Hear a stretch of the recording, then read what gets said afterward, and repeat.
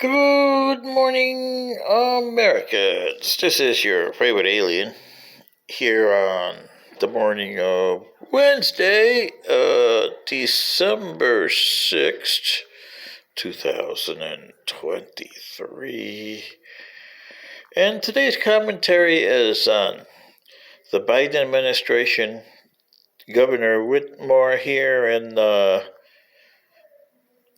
Michigan. They're both crazy.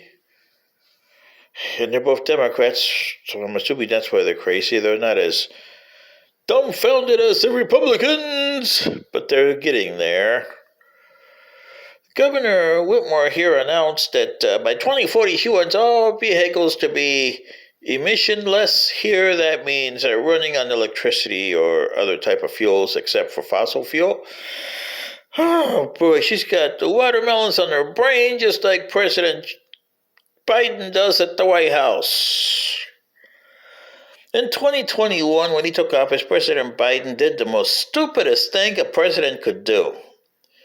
Declared that fossil fuels, he was going to eliminate them, but cut down, didn't understand that he had to work with the private sector, oil companies, and other people that rely on fossil fuels to get everything done, because petroleum regulates a lot of things, not just oil, okay? It doesn't regulate gasoline. It regulates a lot of other things, and it's supposed to have been a stopgap measure that was adopted when you went from horseless carriage to industrial internal combustion engine. And you decided that electricity wasn't the way to go back in the early 1900s. Now here in the early 2000s, you decided that, electricity is the thing to go and fossil fuel is not. That's like saying, we'll switch to a donkey from a horse and we'll keep on going with our carriage. Yeah. Can you imagine a donkey pulling a carriage? Yeah, I gotta see that. Yoo-hoo!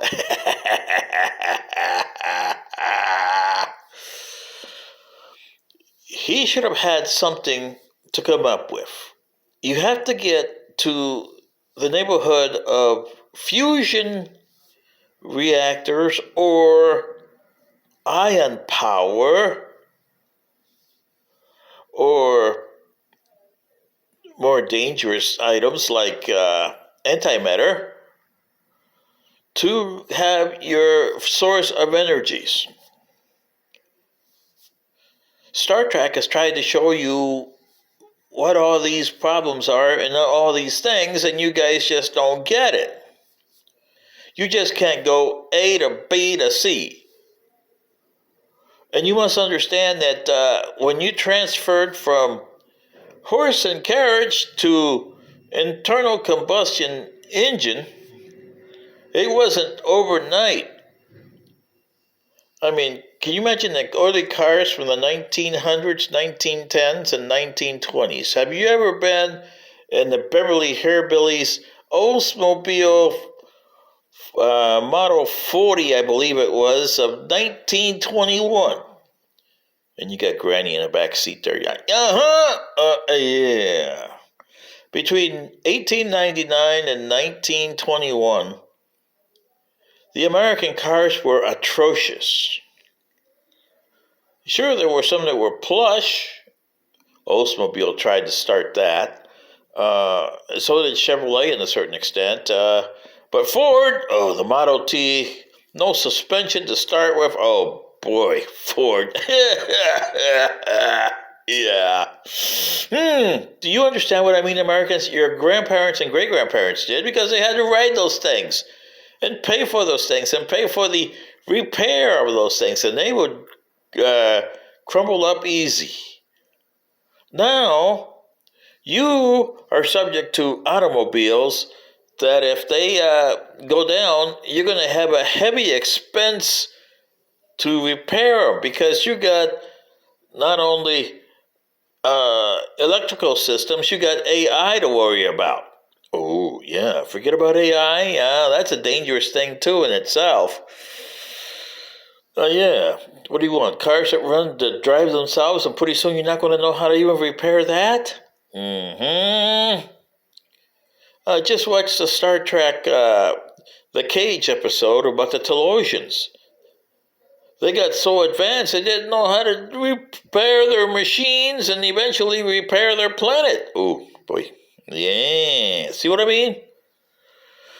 This is why I said the governor of Michigan and the president of the United States are both dummies.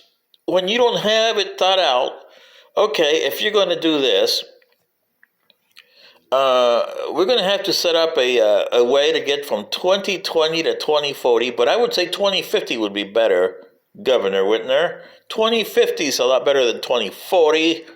You need 30 years. So right now you need 2054 would be a good shot there. Okay? Scientists are starting to develop nuclear fusion. They're not there. They're still in the infancy on that, but they're getting better. They were better than 30 years ago when it was considered impossible to do nuclear fusion. Fission is the way to go, yeah. But then there's some scientists that are figuring out polaric energy is the alternative. It's more dangerous, yeah.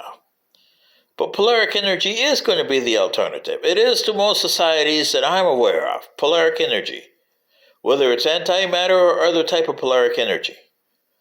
It's the most efficient energy around, but it's a lot more dangerous than nuclear power. I would say about 1,000 times more dangerous than nuclear power. But it's up to you humans. But you're so dumb, you don't even know what to do. Look at your people that govern you, like the President of the United States, the Governor of Michigan. Boy.